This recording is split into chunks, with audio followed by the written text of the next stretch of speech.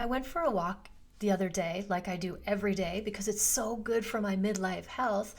And I ran into somebody that I know, and guess what she talked about the whole entire time? Can you guess? I'm going to give you one guess because that's all you'll need. And you're going to be right. It's probably the same thing you talk about all the time when you run into people and you're going to update them on how you're doing. Your kids. And it was interesting because I really found it fascinating that when I asked, because I'm always getting an update on the person, I always want to know what they're doing. And we as moms tend to default to giving them an update on our kids. Isn't that fascinating? Like that whole conversation where we walked and talked, she just updated me on her kids. And that's not like I didn't want to know what our kids were doing, but I found it fascinating that that's what we default to when we're asked for an update on how we're doing. And I want it to be different. The reason that this is a thing and it's really on my radar is because, back in the day, that was fine. It was fine that our kids became our lives and, that's just how it was. But now it's a different, whole new world. And I don't think that this has to be the case. And the reason why this is a thing for me is because I know the second I had my first child, after you get that euphoric feeling of unconditional love that you've never felt before and will only feel again if you have more children, is a sense of responsibility. I felt like this version of me instantly disappeared and was replaced with this responsible grown up, no fun zone kind of person. And I say no fun zone only because I was really focused on these kids are my responsibility. This is a huge thing. I could make or break them with what I say or do in any given moment. And that's who I became. Growing up, or before that, up until that point, I used to be the Julie McCoy. I would plan all the activities and do all the fun things and get people together. And then when I had kids, that just instantly stopped. Of course, because kids take a lot of your time.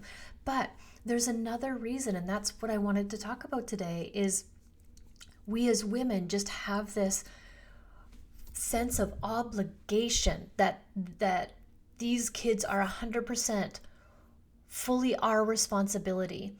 And that shows up a lot with when we have new babies and we are resistant to letting the dads do anything because we have this mama bear instinct that is, we're responsible, only we can do it, and we gotta keep them safe.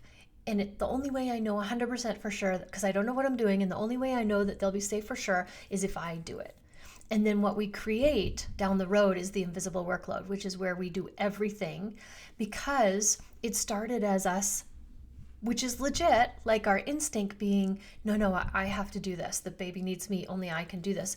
But I promise you that if you let the father do the things, then the baby will get used to it. And then you'll get a break. You'll be able to go and do things without having to be, the sole feeder of this human being. So how do we do that? We want to prepare ahead of time and say, okay, this is going to be hard, but I'm going to allow other people to take care of my children. I'm going to just let it go and know that when I come back, my baby is going to be there, happy, laughing, ready to, give me cuddles. And it's just really starts with when these babies are born and us allowing the space for others to help out. I remember my mom coming to help me out. Now, my mom was an only child and had 3 children of her own, and we turned out okay. If I do say so myself, we turned out okay. And even with my first child, I was hesitant to let my mom help. So my mom, being the amazing mom that she was like, I'm just going to prepare food and clean and do all the non-baby things because she knew what I was going through and she respected that.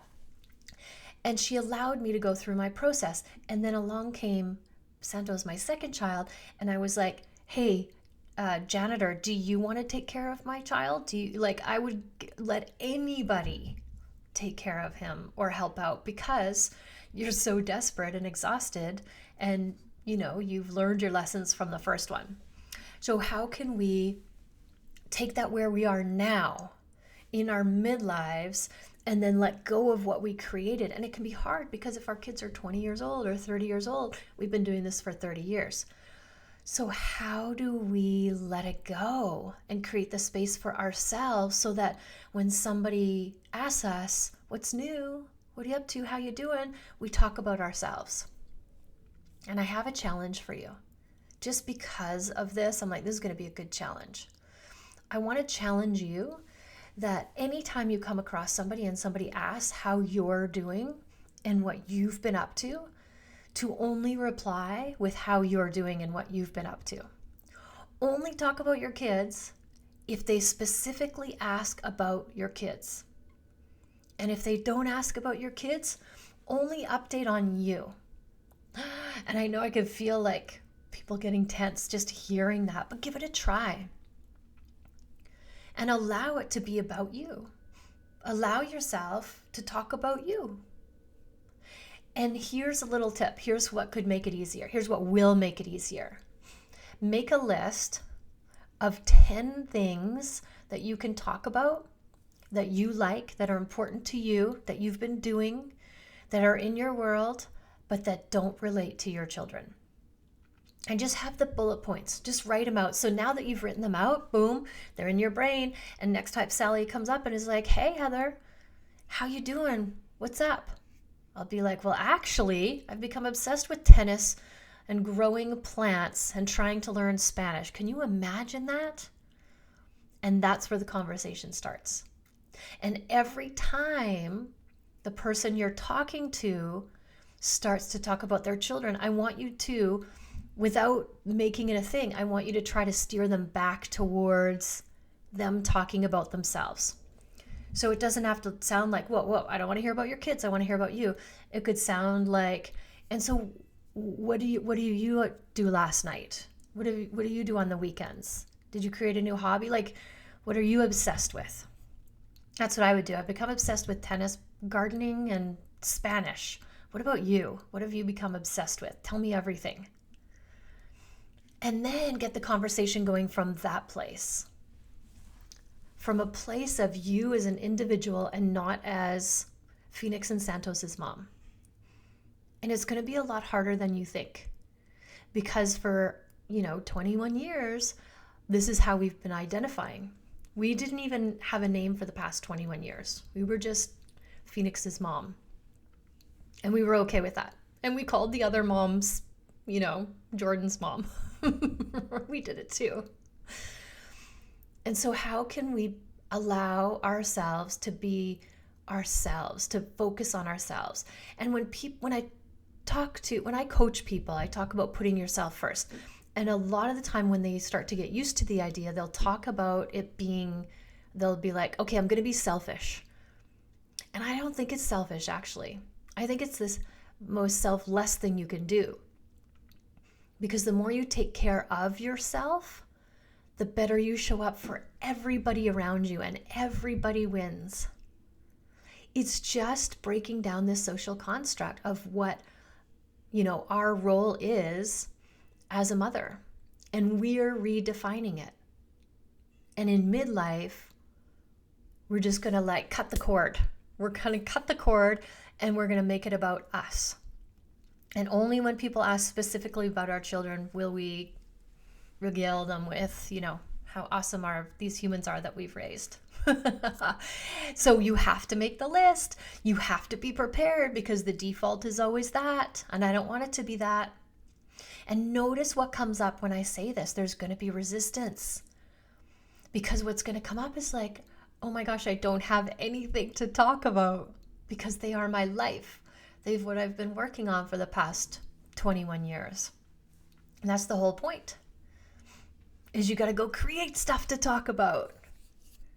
If you could do anything, because you can, now you have more time and your kids are totally capable of taking care of themselves and figuring stuff out, the more they figure stuff out on their own, the better off they'll be down the road. I always want my kids to always try to figure stuff out on their own first, because that's a skill, learning how to solve problems. But they know that I always have their back. I'm always there for them. But they're going to give it a shot first. Because when they are having their own families or not living with me anymore, that's what they're going to be doing. And it can be hard to be the in-between when you're at the in-between stage where they're not kids anymore. So now they do their own stuff in the house. Oh my gosh. And this is like, I talk about this a lot because it's a thing, and I really feel that you can relate to me on this, which is when they go into the kitchen to cook, because they're not kids anymore, they're cooking their own food. Because I said to my kids, you cook your own meals, let's eat at the same time. But they just eat meat. That's all they eat. And I don't eat meat. And so I wanted them to be responsible for feeding themselves. And then we eat at the same time, but we're eating totally different things. And it's so fun. But I wanted them to be responsible. I want them to do that. But then the thing is, what comes with that is the mess. And how can you let them be free and do their thing and learn, and not be like, dude, you gotta at least wipe the counter down. Like it's just like a hurricane has come through here, no matter what they're making.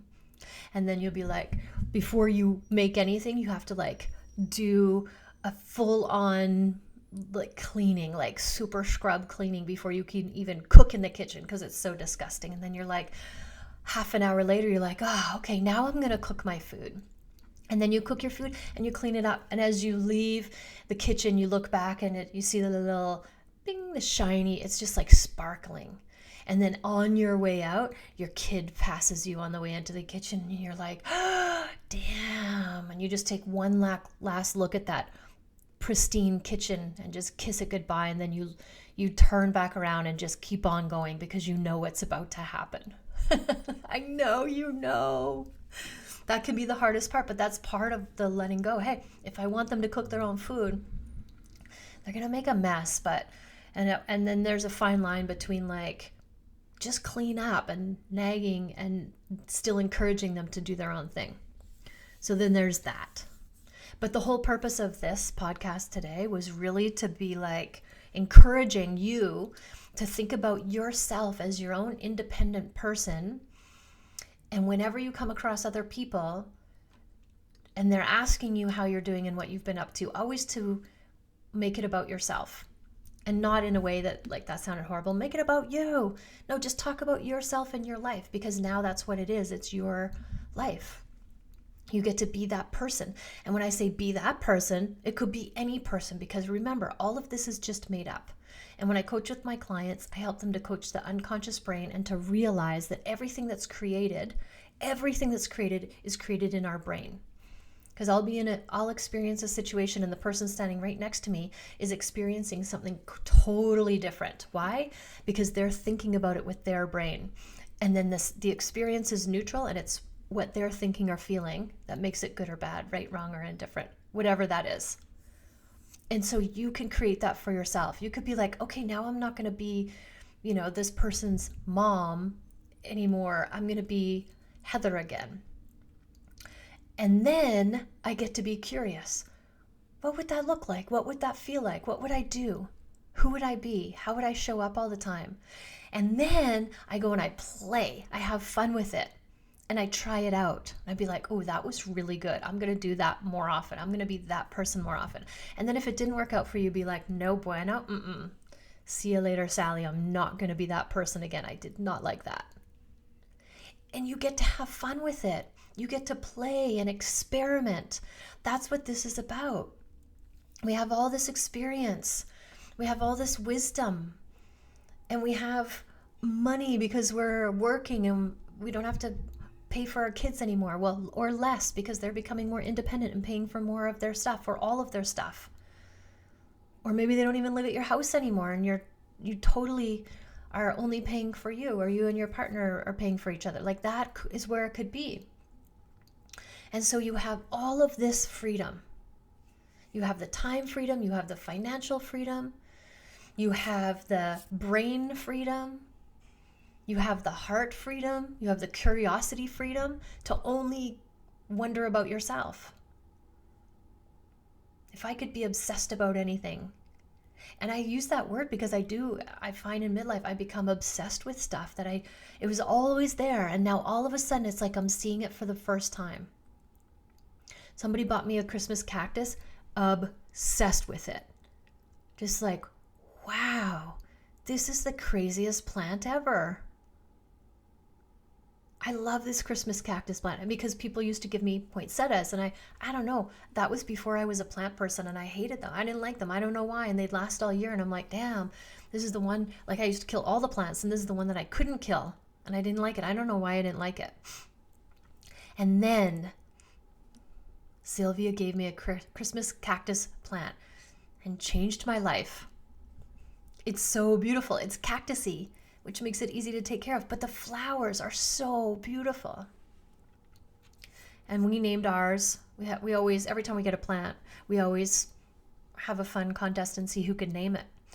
And we named it Rudolph the Red-Nosed Reindeer because it's a Christmas cactus plant. We call him Rudy for short. Except Santos, he's like, nope, I'm going to call him by his government name. That's what we call full name, government name. And we have so much fun doing stuff like this. Okay, see, I got sidetracked by my love of plants, by my obsession of plants. I could talk about plants for hours. So when somebody asks me how I'm doing, I'm going to talk about my new kids, Coco and Zulu and Fuego and Rudy and Rocky. Those are my plants. But I have a list of all these things. So catch yourself. Have a first sentence prepared. What are you going to talk about? And then how are you going to redirect them back into talking about themselves?